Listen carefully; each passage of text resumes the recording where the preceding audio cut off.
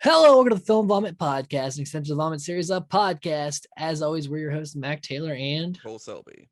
hey, we're doing it again. We're at Evil Yeah. Bong High Five, which we're still going with this. It never ends. Yeah. So Cole, what were your expectations heading into Evil Bong High Five, if you had any? And then where did they go? Well, I I wasn't expecting what did happen, I think. Um I I thought it was going to be a whole movie about trying to escape Bong World. And it Nope. wasn't. They touched on it and then it happened and then it was They once again found a way to shoot with no money in one location. Right. Oh man. So yeah, did it exceed your expectations or fall short as far as like? It was so short. It was very short. Very I short. mean, I didn't even have that many and it didn't even get that. I think this one's better than 420. Yeah. That's not saying a whole lot, No. but and it's better than Ginger Dead Man versus the Evil Bong, Yes. but nowhere near as good as the Evil Bong movies. And about meh with the like. This one's middle of the road for me.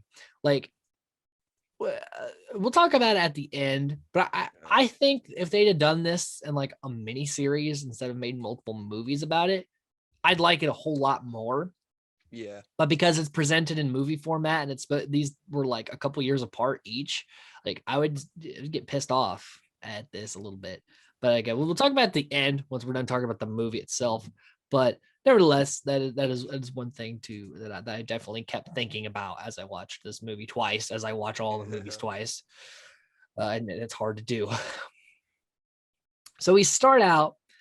They've been in Bong World for about 6 months, according to Larnell's fuck it chart, where he literally gave up at 6 months. And Sarah is taking up knitting hemp clothing. Yeah. Which like she's just kind of like wrapping a string around like she's not actually crocheting anything. But also there's this weird thing that they do where V is now like super slutty and ditzy and Sarah is like really dumb. Yeah. And it's strange because like Sarah like she wasn't necessarily like a super like V is supposed to be like a scientist and in the Evil Bong trilogy she is kind of like one of the smarter characters and does have a personality. And then Sarah had like this traumatic past and like with a little bit of depth to her character, and that is all just thrown out the window. It's like two completely different characters played by the same people, and I don't know why they did that. Like other than like sex sells, so they can have them act a little sluttier and whatnot. But still, I was a little annoyed by this. How'd you feel? They just completely destroyed their characters, honestly. Like they just wrote them how it would best fit their story without even considering how they already wrote them. And like they did, and like yes, they can become this, but nothing significantly happened to cause them to be like this. I mean, yeah, there was a last movie they got blasted in the face with weed, and then was pretty hot on each other after that. But now are they just like bisexual now too? Like, does weed do that? Does Evie's weed do that? Does it make you super horny for everything? No, we never got clarification, and we probably never will, as this franchise says. But yeah, I didn't enjoy that either because there, like you said, there is no. It's like we go from them being one way, and then immediately like a 180 on their characters. It's like it's almost as if the writers were like didn't really see the other movies and just tried to like write something new. I don't know. It felt lazy for one, and just unnecessary. Because I think that's the biggest crime you can do almost in a movie is like when you do something that is bad and also for no reason. Like sometimes you like even if something is bad, it does kind of make sense. You can see what they were going for. And you're like, well, I see what you were doing, but it didn't work. Whereas this, it's like, I have no idea why you guys did this. And it also didn't work. And I feel like that's almost like the worst thing you can do when making a movie. So they're like, they've been here for 6 months. And all of a sudden they're like, oh yeah, we should probably go to Rabbit because he found out how to get out of here before. I'm like, why are you just now Yeah. coming to this conclusion? Like I feel like they were trying to like ham in like they tried before, but I don't. They either didn't do that at all or not very well. But again, it just feels very forced where like we Yeah. start the movie and they're like, we've been here for a while. Let's go see what it's almost like an episode of Sesame Street where they're like, let's go Yeah. see what's going on over here. And I'm like, that's not how normal plots work. Yeah. It's everything. It's everything convenient for like the movie they wanted. Yes. I guess. But it's like very forced and contrived. Yeah. And like I said, in something like Sesame Street, it makes sense because your audience is like 3. But Yeah. here, your audience is supposed to be like, the 20 to 30-year-old stoner. Yeah. But, as 20 and mid 20s stoners, we can, take in a movie plot. We don't Yeah. need something to just like guide us along. Some of us, Yeah. some people are that stupid, but you're not really trying to, get that niche of an audience. Yeah. So they go to Rabbit and the Ginger Dead Man, who are playing Naked Twister with the chick, and the Ginger Dead Man in this movie just super chill. Yeah. For the most part, yeah. And was that the effect of the weed still that I he's like that? I want to say at first it was probably the weed. And I think at that point he had like just some like I think he just got close to them because he was trapped in there with them for so long. But again, for Sarah, that makes no sense because they're mortal Yeah. enemies, and she Yeah. ruined his life, and he ruined hers, and yet they're just hanging out. Like, Yeah, it's on both sides too. Like Sarah doesn't mind him. Why? yeah, Why don't you mind him? He killed exactly. your friends.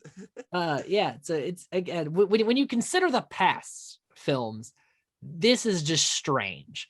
I don't mind Ginger Dead Man being like a chill character because I enjoy him the most Yeah, when he's like that and not being just annoying.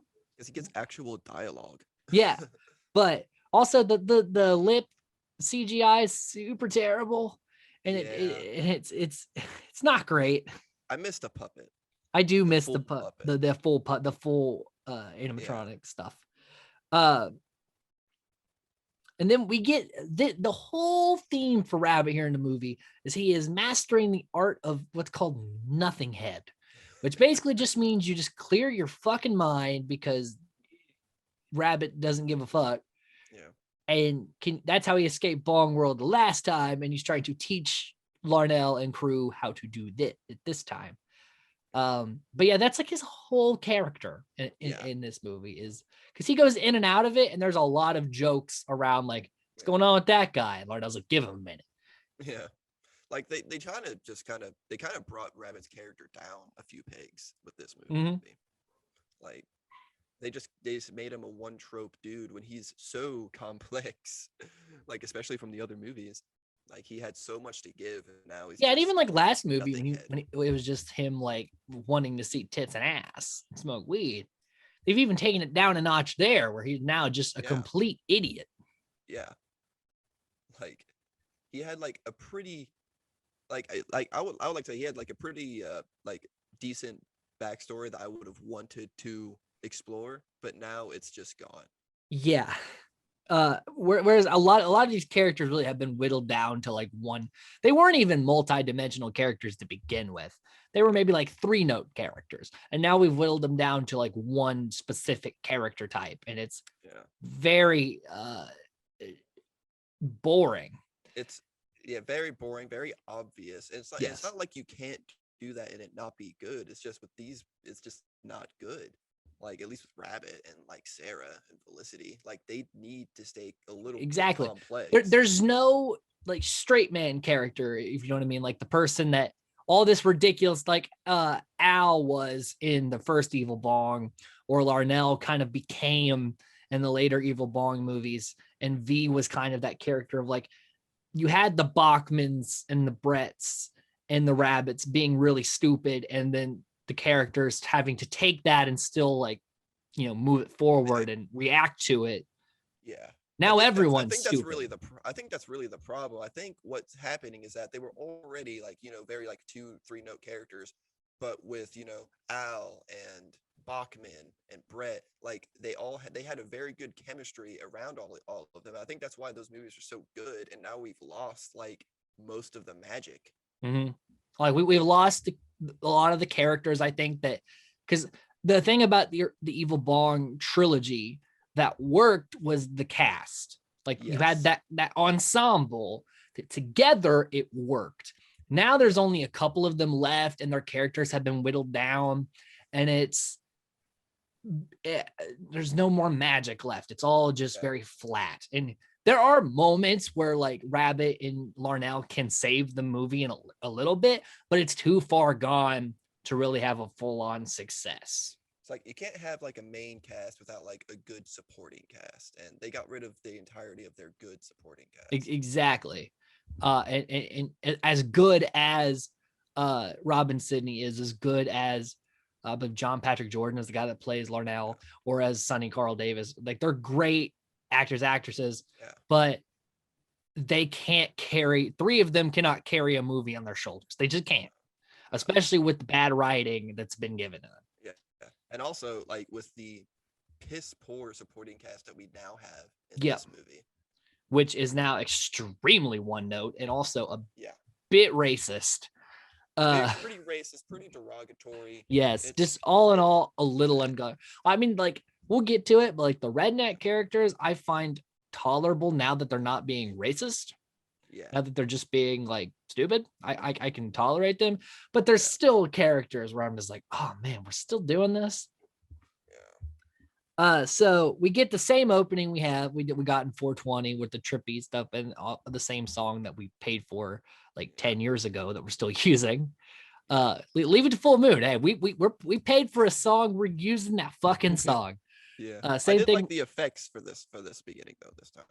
Yeah, I mean they were in 420 as well, but like the credits looked a little different with the highlighted stuff. It's really not a bad opening. I understand why they use it again and again because someone worked harder on that opening than the people did on the movie. So like, yes, show that off. That's great stuff. Let's see. So we get the opening. There's a lot of jokes about rabbit holes, which people escape the Bong world in. Maybe it's an Alice in Wonderland reference, but also just a way to say like rabbit hole and make it sexual. I don't want to give the writers too much credit and say they're trying to reference something better. Also, Ginger Dead Man and Rabbit, they accidentally summon Evie because Ginger Dead Man gets Rabbit to say his name. And she comes in and is basically like, I want to take over the world. And she's basically went full villain because we're like Evil Bong 2 through like the beginning of 420. She's not really the villain. Ginger Dead Man sort of is. And even then like the other Bongs are. And now she's gone back to being like full tilt villain. And she wants to take over the world by selling her weed and getting a total of $1 million. Whole $1 million. That's it. Is like what is it 2016 in this movie right now? Yeah. Like any business, like if you want to take over the world, like you need to make more than like just a flat 7-figure. The people who win Survivor get $1 million. Okay. Like she could do better. She could have big. And she said, my accountant. Who the hell is the Evil Bong's accountant? I actually wanted to know. I thought it would be a character, and it hasn't been yet. Doesn't mean it couldn't be in the future with how this series likes to go. But yeah, so that's literally, so she's going to send the Ginger Dead Man, Larnell, and Rabbit to sell her weed to get $1 million. And the girls are gonna stay here, and they will be taken care of by the Punishers. The Punishers. And if they don't get the $1 million in 30 days, they will be gang raped by these Punishers. Yeah. Yep. Which a little dark, but they're trying to say like because it's chicks, it's okay, but it's still a little weird. It's pretty bad. Pretty bad, pretty cringe stuff. And Sarah makes Rabbit a suit, and for literally, I don't know what the fuck the reason was. They put the Ginger Dead Man in a gi. Yeah. Why?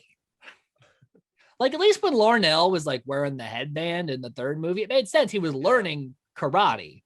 Yeah. Why is the ginger dead man in a karate outfit other than the joke of him being in a karate outfit? Haha, look, ain't this funny? He's in a karate outfit. For the whole movie. Yeah. Like, it'd have been different if it was like for the one joke, but he is literally in it for the whole fucking hour. And I'm like, Yeah. why? Like, has the writing gone that far down that we just now throw in things just because they might look funny, but we're going to keep it in because we don't want to change the puppet's outfit? It's ridiculous. And then we actually find out because they show that same shot of the street from the last few movies. And I saw on a building where they're at, because I knew they were in California, but I couldn't figure out where. They're in Venice Beach because we saw the Venice sign over there. So I was like, yes, finally I have a location. So yeah, it's Venice Beach, California. Great place. Haven't been there, but from what I've seen, great place. And the shop is Evie's Magical Weed Dispensary, which actually has more outside production value than Larnell's and Bachman's shop. But inside, it's the exact same set that was used for Bachman and Brett's shop and Larnell's shop. They just got an extra case. Because like where the one case was, they put another one right next to it. Yeah. That's it. That is the fucking upping the design quality. And instead of all the cool shit around them, they just put little EBs on the wall behind them. That's it. That is all the design they did. This is the third movie where it's taken place in basically only this place. Exactly. This shop like 3 times. Get it? Crazy. Like, how hard is it to get a location for these people? And like, I don't know, man. Like, I get it. You got to use what you got to use. You know, get the most out of these sets, I guess. But I'm like, 3 movies is a lot to squeeze out of this one, and they're all the same thing. They're all weed dispensaries. Yeah, it'd been different if you used it and dressed it up as a different thing, but it's not. It's the same thing, just they added a different shelf. They're like, hey, look at that. Yeah. We bought one more shelf. Like, they could have done a lot to make it look different with just the placement of the stuff within the shop, but they didn't even try, it seems. And also, she wants them to sell like little EVs full of weed. And we'll see later, one of the characters points out this is very inconvenient to every time you bought, like each amount is in so you have to buy like 4 or 5 bongs worth. Yeah. That's a lot. Like, yeah, it's hard to carry. It's not fun. And at that point, like she has the bong so she can track sales, right? And like track people who buy it. Why would you give multiple bongs to one person if you're trying to spread out as many people as you can smoking from your bong and your weed? Like, give them the weed and use the. And also, why charge so much? It's like $1,000 a bong. Like if you're trying to reach a bunch of people, most people are not going to pay that. No. Like, I've seen a little over $1,000 bong, and they are super nice and super intricate and like basically works of art. These things are not. No, these things are like $20. These things are like paperweights for your desk.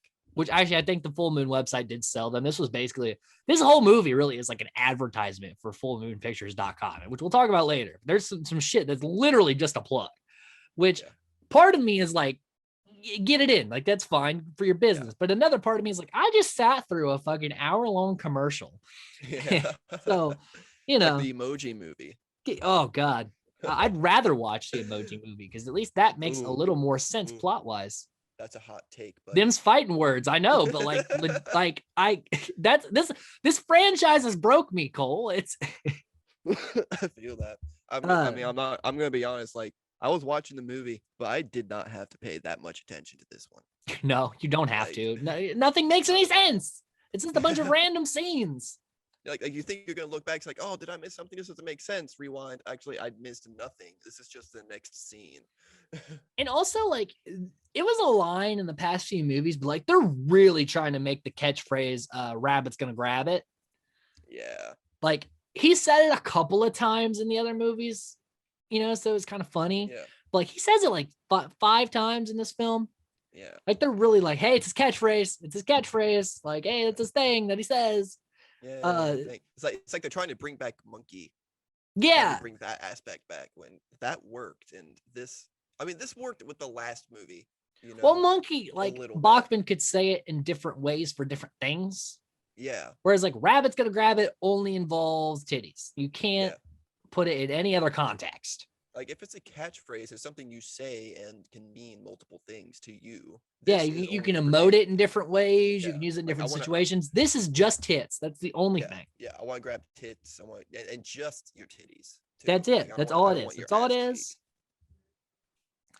Uh, and then so they get there. They know they're on a time crunch. They know they got to get this done, and they spend like their first couple days just smoking weed.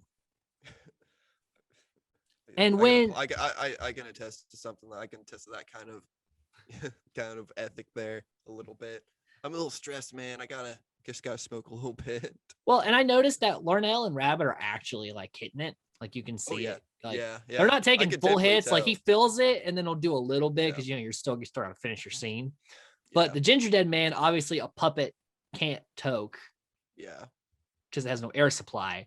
So they have to like they put its mouth on it and they have like CGI smoke coming out. yeah, Like I appreciate that they tried with that. So that was like more work than they've done with the Ginger Dead Man in a while. So I was like, you yeah. know what? Fair enough.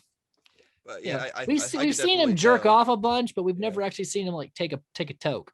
yeah. Besides, So like like, I know he it's took pretty Toka good. Eb and versus Evil Bong, but it was like a little like this one. He actually did a thing, and it Yeah, was somewhat fun compared to the rest of the man. We're really broken when we're pushing for this. yeah, Uh, and then we get this weird scene, and again, it means nothing, where Larnell and Rabbit are talking, and he's like 500 or it's like $500,000 for this bong, and Larnell goes checks in the mail as a joke. He's like, really? Because we really need that money. But it's like a 2-minute scene. I'm like, what was the yeah. point of that? Just, I like It literally meant nothing. Rabbit's not stupid. Rabbit's not stupid. Like, why No, are they making him he's out to run be? multiple businesses. Granted, they were all weed related, but still, Yeah, Rabbit knows how to sell weed. He sold all that weed to get the bowling alley, and now he's like yeah, completely clueless on how to sell out of a literal dispensary. He yeah, sold out of a fucking confession booth for a yeah, while. You say you can't sell out of an actual legal dispensary?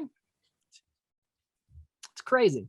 yeah. Also, the Ginger Dead Man calls Phoebe because I guess he had her number to help out with this thing, and also the weed blower's back because someone built that, so we're gonna Yeah, use it. yeah, And basically Larnell's freaking out, so he and Rabbit both get sprayed and mellow. Rabbit's like, oh man, I'm getting real stressed out. That was kind yeah, of funny. yeah, Like I'll give him that. Then Phoebe shows up. She reveals she's been living in the bowling alley. Uh, and so she's basically willing to work for free as long as she can sleep in the shop. yeah, And then we get the exact same gag where she takes off her uniform to reveal a slightly smaller shirt. yeah. Uh, okay. I mean, we're really, and he goes, you're still a serious actress, right? Not going to show your nudity. I'm like, is this literally like what Charles Band said to this actress? And they just like made Rabbit say it. Like, this felt really weird. Yeah, Uh, I don't know, man. This movie. yeah. Fucking kills me on the inside. Then Gramps shows up out of nowhere. Thought he was dead. Yeah. Yet Shows no up. one mentions that he's Yeah. supposed to be dead. And he shows up with Larnell's half brother, who he just now met, who is like the antithesis of Larnell, where he's like an overachiever and Gramps loves him. And literally, Gramps just comes in to berate him. And it's whereas like the other scenes were like a couple minutes, it literally went on for 5.5 minutes Yeah. of him just berating Larnell. And then he leaves and he never comes back. Yeah. Like, why was he here? Why? I don't get. Why? I thought when he came in, I'm like, oh, Larnell's gonna have interactions with his half brother, and they're gonna learn to mutually like come to a together. No, just fucking leaves. Yeah. I was thinking, it's like, oh, he's gonna come in. He's probably gonna like help save them and help him make money with business Nope. decision because he's so smart. But like, no, he's here. Like he lets Gramps just he berates him, and he's and he's like, "Yeah, the pleasure's all yours for meeting me." Like he's already a dickhead, and then dips. The only funny, like Gramps has his normal insults, and they're creative. Yeah, I'll give them that. But the only yeah, funny line comes from Larnell here, where he calls Gramps a cunning linguist. And even though that's such a lowbrow joke, I laughed at that. yeah. Then the rednecks show up. Cracker Jack has a eye patch on from getting stabbed by Ooga Booga, Yeah, I like which that. was still not explained. Nope. And they have a hooker with them. Yep. And they want to buy weed with nickels because this hook. There's a lot of jokes that this hooker does tricks for a nickel. And she's real gross looking. Yeah. And Like there's a lot of scratches like I tell sores and you shit on what. her. And the one guy Yeah. goes, I done been in there. God. And she gags. Yeah, she always gags, which it makes sense. Then we didn't have a shit ton of cutscenes with Bong World, which I do appreciate as compared to the Yeah. last movie. But the Punishers are like just kind of rubbing their tits on Sarah and V, and Sarah's into it. Sarah's like Yeah. down for it. V is like trying to escape. Then we cut back, and Hambo shows back up. This time he has Candy as his Piggy Sue, so that audition pulled through for her. Yeah. And the Ginger Dead Man is very jealous and upset that she's moved on to Hambo because he has a human dick and money. Yeah. And what a shift for Ginger Dead Man. Yep, From from being actually like showing some emotion and yeah. being like upset and like having a connection he thought he had. But also I will say I'm okay with Hambo at this point. Like he's different in this movie. He's like more of a schlocky salesman than just a drunk pervert in this. Like he has a little more character. And I haven't seen the Ooga Booga movie, which is the first one that he appeared in. But this is like what, movie number 4? Yeah. 3? I 3, movie number 3. Yeah, 3. He had more screen time in this one than he has in the other two. And overall, like, still, there was still some uncomfortable stuff in it. Yeah. But like the actor does do a good job with that character. And maybe it's just because I've seen him so many times. I'm like, oh, okay, it's whatever. We'll have fun with Hambo for a while. And he's here to sell his dolls. Yeah. When this way we get to the shameless plug for badassdolls.com. At one point, literally, the 3 characters go badassdolls.com. Mm-hmm. I was like, Jesus. Oh, and so we get first plug for the Ooga Booga doll. Yep. And then we get more nothing head gags. And then they get a commercial shoot out of it. Basically, they're like, you could sell your shit here if you give us a commercial. And he's like, well, I have a director on hand, and it's the Asian couple from the last 2 movies, who we get a plug for that doll that very uncomfortable. I was telling Davey about it yesterday. Oh, really? What did he say about it? I was telling him, like, guess what it's called, and I tell him what it's called, and he just sits there and laughs. It's like, how Agreed. are they doing that? In 2015, how do you get away with that joke? Maybe it's because like we're the only ones that watched it. Like Davey was saying, it was because it's a low budget C movie. C is that is polite. This is like an E movie or an F movie. Yeah. Davey's too kind to this. But yeah, like it makes me so uncomfortable every time it shows up. Yep. And they keep doing it. It's bad. But they're directors now for some reason. Yeah. Oh, and to anyone who doesn't know, it starts with a G, ends with a K. I'm not gonna say it though. Yep. Nope. I refuse to acknowledge it beyond that they did a plug for it. Yeah. Then the girls untie themselves in Bong World, and Sarah tries to kind of come on to V, and then she's like, "You gotta focus." And I'm like, again, where is these what is coming these characters? It's like, use your teeth. Oh, kinky. It's like on the rope, you idiot. Like it's like, God, like how far up is Sarah's head up her ass? Like how far? So then we see the commercial they shot, It's still a rabbit being like, come on down. And Larnell's being like, to this and also Yeah. this. But they never give the location of the store. And Candy's just topless. Clearly that's not going to be on television. No. But like, if you're posting a commercial, shouldn't you give the location of the place you want people to go?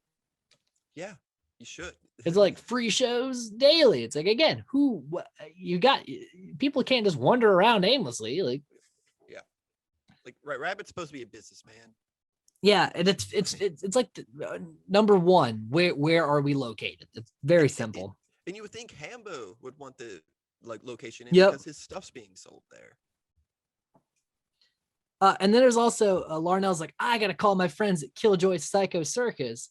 Now, Cole, you probably didn't pick this up because you're not aware, but Killjoy is another Full Moon franchise about a killer clown. A group of clowns toward the end of the franchise. I'm expecting the next movie to have one of the characters from Killjoy in there. It's not, Killjoy's movies aren't as cringy as these movies get, but they actually get better as they go because the first one's total dog shit. but yes, so Full Moon really going with the crossovers now. They're just loading them all up.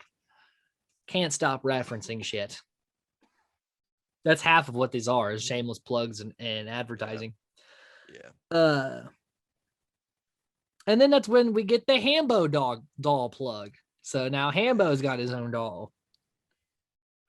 So it's like Rabbit's like, why don't you make a doll yourself? It's like, oh, that wouldn't be a bad idea. And here's where you go for badassdolls.com. Like, then the director and the assistant show back up with an extremely bad gay stereotype. It's that gets its own doll, the Butt Pirate. I was so uncomfortable. But judging by where we've been, this isn't the worst thing that we've had. So I was a little numb to it, but I was still like, oh God. Because it was already like this. The whole reason of the director character is the homosexual undertones, but then the undertones became overtones. And then this was just like putting a big sign that says he's gay. Yeah. In front of the camera. And he comes in and they're going to shoot a movie in the back room in 2 hours. So after they shot Eleanor Roosevelt versus the Loch Ness Monster, that made me laugh. That's something I would watch. And again, they leave. So again, they show up to secure a location and then leave. So that's the third movie that guy's been in with probably a total amount of like 7 minutes of screen time. Yeah. And nothing ever comes out of this. No, never. Why would it? Like they even put down a deposit. I want to see the movies he's making at this point. Yeah. And then Ginger Dead Man has a nightmare where he's boning Candy. So we get another Ginger Dead Man boning scene. Didn't want to see that. This actress, man, she's dedicated. Oh, yeah. Because this isn't the footage from the last one. This is different. Yeah. And she's not into it. And then all of a sudden she's getting railed by Ooga Booga. And that's his nightmare. So that is right. How many movies now we've seen sexual activities with a Ginger Dead Man? This is like what, 5 out of 6? It's a lot. I think like it's a lot. It's too much. Like I just didn't have to keep track. It pretty much only didn't happen in the first Ginger Dead. No, wait. Didn't. Yeah, the first Ginger Dead Man movie. Evil Bong 2 and 3 because he wasn't in it. That's it. I think that's it. Yeah. Fucking nuts, man. So yeah, that happens. Phoebe also flirts with the Ginger Dead Man, which again, her character is pretty useless too. Yeah. Then the 2 burnouts from the last movie come in. Yeah.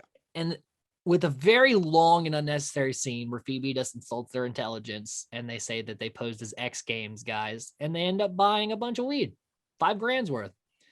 But But yeah, there's such a long, drawn out scene with no actual funny Yeah. jokes or relevance to plot. Like It was again another like 5 minutes. yeah, I don't like it when they're here. No, because it means nothing.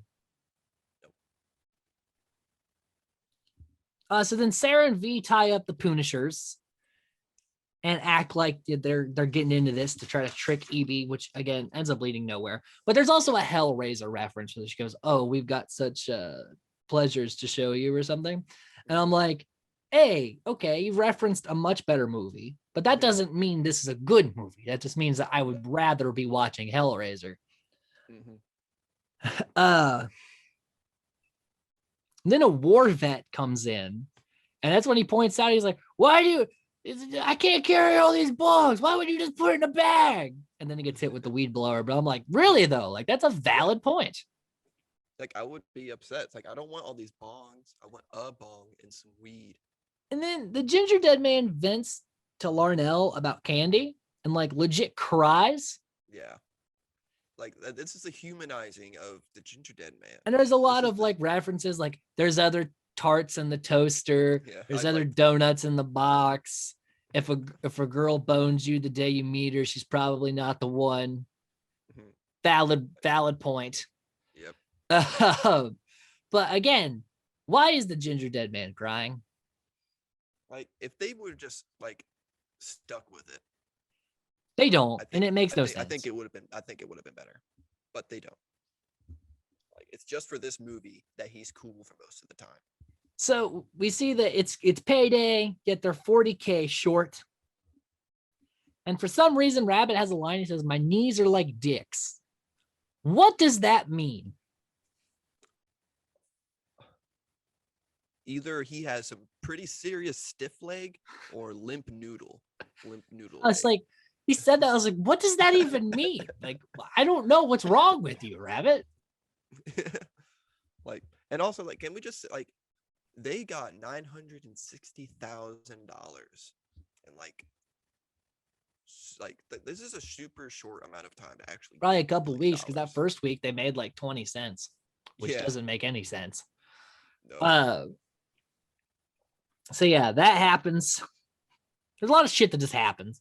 yeah, Evie arrives, and V and Sarah escape through the rift she leaves when she leaves, which that's like, why would you not? If you knew that was gonna happen, why'd you leave that open? yeah. Like, what? Shut the door behind you, dog. The ginger dead man's a mess about Candy, like he just crying and blubbering. Yeah, And he's like, "Oh, hey, by the way, Evie's here," after his whole Mhm. thing with Candy. And it's like, yeah, that should have been like priority number one. Yeah.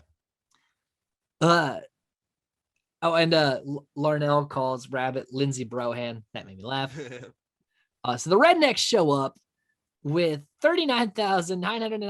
$39,999.95 that the hooker got from Nickel Tricks. That's a lot of sexual favors.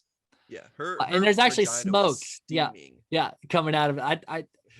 I again, maybe I've just been whipped by this franchise, but that I was like, okay, like Yeah, not bad. it's like reel her in on a dolly. And then we get the Joe Cracker doll plug and the Crack Whore doll plug. So again, more doll stuff. Yeah. And then he's like, "I'm so proud of her. I tell you." I tell you what. I tell like And then they were really going over it. the I girls think. show up. So the whole they were in the back going like, "All right, we need to make this like a timely thing." And then they just walk out there with no plan. And then the ginger dead man randomly is like, "Yeah, I'm gonna kill everybody now." And I'm like, where did that come from? Like I could understand that he could be mad at Candy and want to kill her a little bit because he's Yeah, a because he punk. says he's gonna start with Hambo, but still, it's Yeah. like, what the fuck just happened? He went from like crying and like broing out to just like back to the substandard. But I was like, in like 2 seconds, I was like, where did this come from? Yeah. Like it was a complete shift. Yeah. Like I think they did that just so the next movie he can be a villain. And then out of literal nowhere, Rabbit's nothing head sucks Evie, the ginger dead man, and Larnell into his own bong world where there's flying titties and an animated sequence where every insult Gramps gave him, Larnell goes through. And then it says, stay tuned for 666. Yeah, like, why did Larnell get We absorbed? had an hour-long doll plug to lead to the next movie plug. Yep. And again, like I said, if this was a mini series, like if these were like 35-minute episodes, in like a little mini series, I wouldn't hate it because like my standards would be lower and also they'd be together and make more sense to have recurring characters and things not necessarily happen immediately. These are movies. If someone just watches this movie, they're going to be so confused. And they have series where the episodes are like close to an hour long. Yeah, like with the But those budget are you're using, good. don't tell me you couldn't make these just shorter Yeah. and a series. Like you could cut a good like half hour off each of these movies. Like probably more, honestly, if they didn't want to plug themselves so hard. Yeah, take all the like doll plug shit out of here. And there's not as much filler in this one, but there's like the scene with the two burnouts. Take that out. Yeah. The scene with Rabbit talking about how he gives no fucks about if people die for weed. Take that out. There's plenty of scenes you can cut, like the whole Gramps thing. Take that all out. Yeah. I honestly think just getting rid of Hambo entirely would have helped from the entire franchise. Just get rid of Hambo from these movies. He doesn't. I actually don't mind Hambo as much, but like there's a lot you can cut though. Yeah. But I guess if you get rid of Hambo, you do get rid of the whole doll stuff, and that would take away a lot or free up a lot of space. Yeah. Nevertheless, Cole, give me your final thoughts and opinions on Evil Bong High Five. I think, other than like the first Ginger Dead Man movie, I hated this movie. Like, this isn't even something I would even try to recommend to somebody. Like this and like the first Ginger Dead Man movie. Both of those don't watch. Really, I would only recommend the Evil Bong trilogy. Yeah, like those are good. Those are fun for the most part. Like I like them. They're funny. They have a lot of good funny moments in them, and they work, and they're their own thing. While with like now, it's like they're trying to make everything in like they're trying to marvel it up, cinematic universe. But you can't make a cinematic universe out of just shit. It doesn't go over that well. No one's invested in the Ginger Dead Man or the Evil Bong or Killjoy or Ooga Booga or Hambo. In all reality, like we really don't care that much. No. And more thought is put into the crossover than it is the actual like plot. Yeah, like or like because the things are just thrown in with no relevance. Yeah, the plots just make like sell weed to make this much money in this much time. Like I would have liked like it could have been pretty good to like show them like with some weird shenanigans and like weird ways to like try and sell weed. Like I don't know, just something else other than what I got. Yeah, instead of just a bunch of random scenes, I mean, absolutely nothing. Have some fun with it. So yeah, that's Evil Bong High Five. Stay tuned next time. We're gonna be talking about Evil Bong 666. We only have 2 movies left. Thank God. And we are done with this franchise. I want to be done so bad. So until next time, stay safe and stay nerdy.